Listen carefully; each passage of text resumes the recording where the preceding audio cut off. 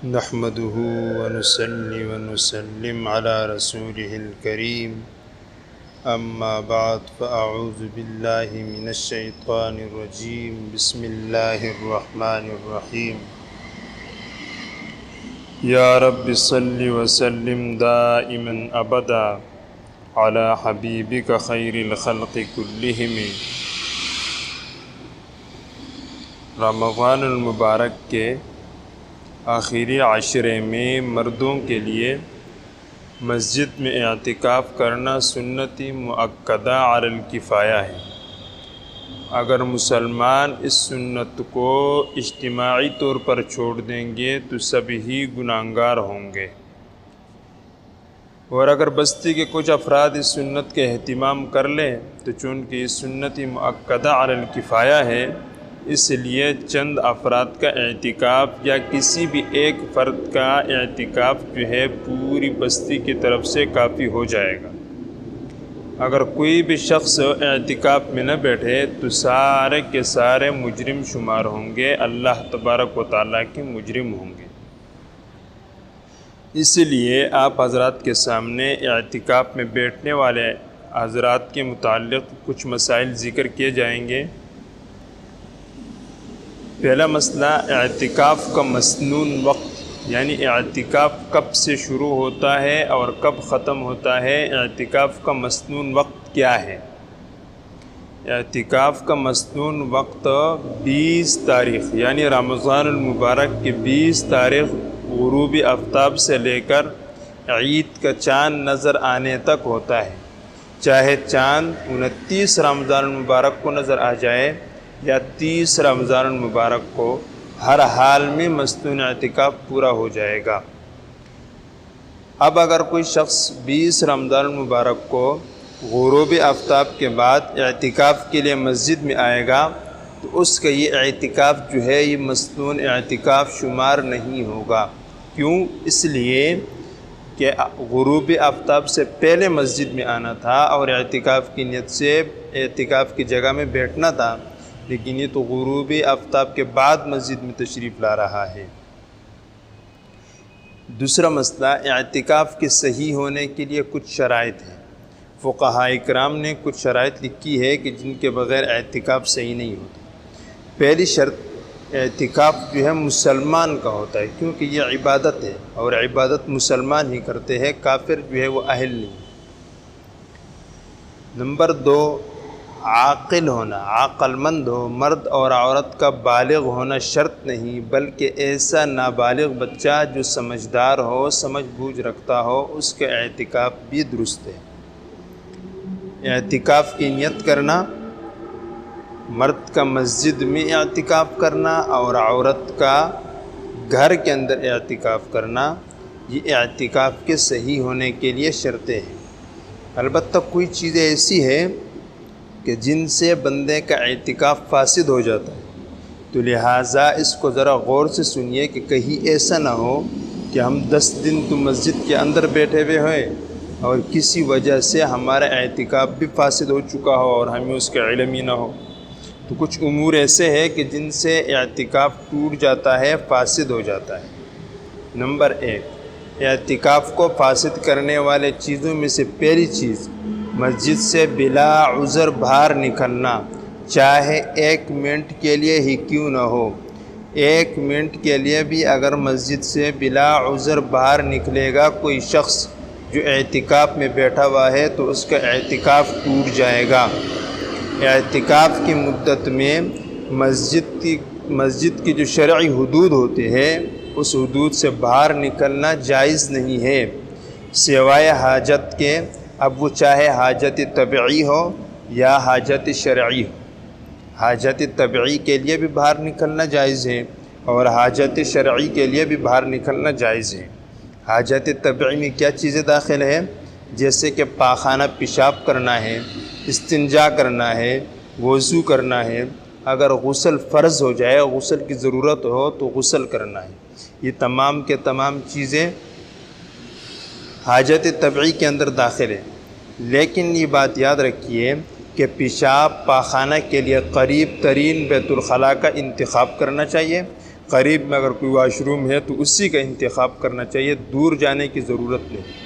اگر مسجد سے متصل بیت الخلاء بنا ہوا ہے اور اسے استعمال کرنے میں کوئی حرج نہیں ہے تو اسی جگہ پر اپنی ضرورت پوری کرنی چاہیے، اور اگر ایسا نہیں ہے تو دور جا سکتے ہیں، چاہے کہیں دور جانا پڑے یعنی اپنے گھر پہ جانا پڑے یا کہیں اور دور جانا پڑے، لیکن جا سکتے ہیں۔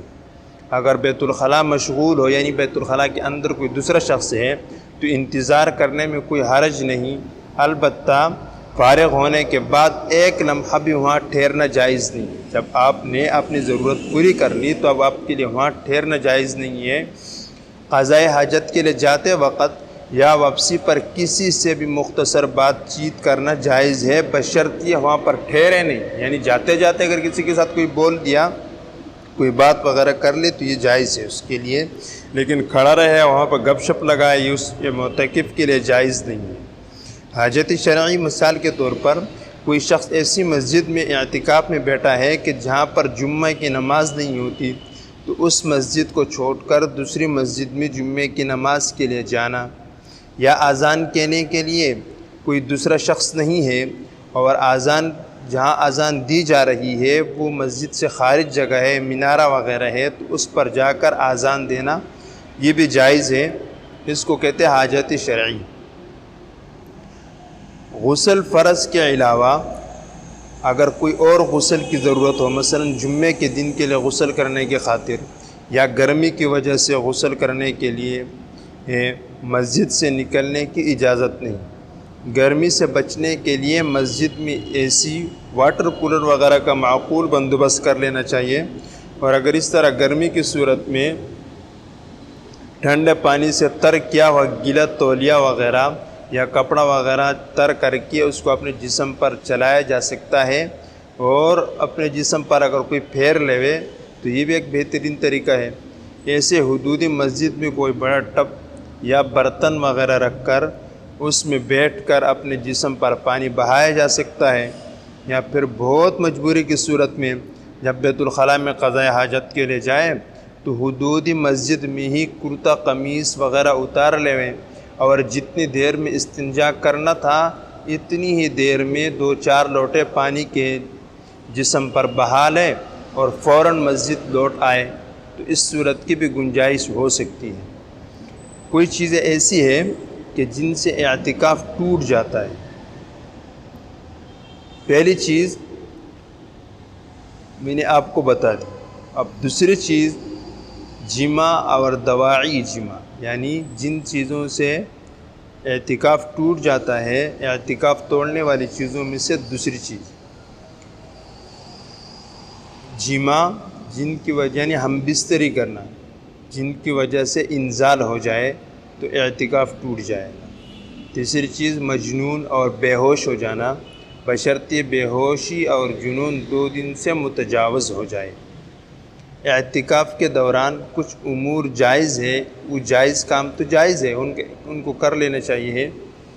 جیسے مثال کے طور پر جائز کاموں میں سے اگر کوئی معتکف جو ہے مسجد کے اندر کھانا چاہتا ہے یا پینا چاہتا ہے، سونا ہے، ضرورت کی بات کرنا ہے، اپنا یا کسی اور کا کوئی نکاح پڑھانا ہے یا کوئی اور عقد کرنا ہے، کپڑے بدلنا ہے، خوشبو لگانا ہے، تیل لگانا ہے، کنگھی کرنی ہے، یہ تمام کے تمام چیزیں جائز ہیں، بشرطیہ مسجد کی چٹائی اور قالین وغیرہ خراب نہ ہو۔ کوئی موٹا بڑا کپڑا بچھا لے، مسجد میں کسی مریض کا معائنہ کرنا ہو یا نسخہ لکھوانا ہو یا دوا بتا دینا ہو، لیکن یہ سارے کام اگر بغیر اجرت کے ہو تو جائز ہے، ورنہ مکروہ ہوں گے۔ اعتکاف کے دوران ممنوعات اور مکروہات، کوئی چیز ایسی ہے جو ممنوع بھی ہے اور مکروہ ہے، یعنی ناپسندیدہ چیزیں ہیں۔ بلا ضرورت باتیں کرنا، یہ مرض جو ہے عام ہے، اس سے بچنے کی کوشش کرنی چاہیے اور اہتمام کرنا چاہیے بچنے کا۔ بلا ضرورت باتیں کرنا، اعتکاف کی حالت میں فحش یا بیکار اور جھوٹے قصے وغیرہ، جیسے کہ کسی ڈرامے وغیرہ کی جھوٹے کہانیاں یا اسلام کے خلاف مضامین پر مشتمل لٹریچر، تصویردار اخبارات، رسائل اور یا اخبارات کی جھوٹی خبریں مسجد میں لانا، ان کو پڑھنا اور ان کو رکھنا یا اس کے متعلق سننا، یہ سارے کے سارے ممنوعات اعتکاف میں سے ہے، ان سے بچنا چاہیے۔ ضرورت سے زیادہ سامان مسجد میں لا کر بکیر دینا، مسجد کی بجلی، گیس اور پانی وغیرہ کو بے جا استعمال کرنا، مسجد میں سگریٹ، حقہ، نسوار، پان وغیرہ یہ کھانا، یہ سارے کے سارے ایسی چیزیں ہیں جو مکروہ ہے اور انسان کو زیب نہیں دیتے، بلکہ خاص کر معتکف کے لیے۔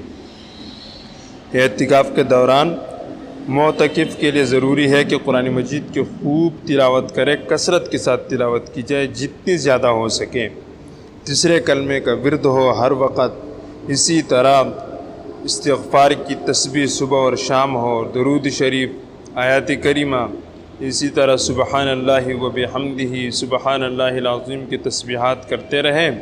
تمام نوافل تہجد ہے، اسی طرح اشراق، چاشت، اوابین، صلاۃ و تسبیح کا بھی خوب اہتمام کیا جائے۔ پڑھنا جانتے ہو تو دینی کتب کا مطالعہ بھی کر سکتے ہیں ساتھ میں۔ اللہ تبارک و تعالی ہمارا حامی و ناصر ہو۔ وآخر دعوانا ان الحمد للہ رب العالمین۔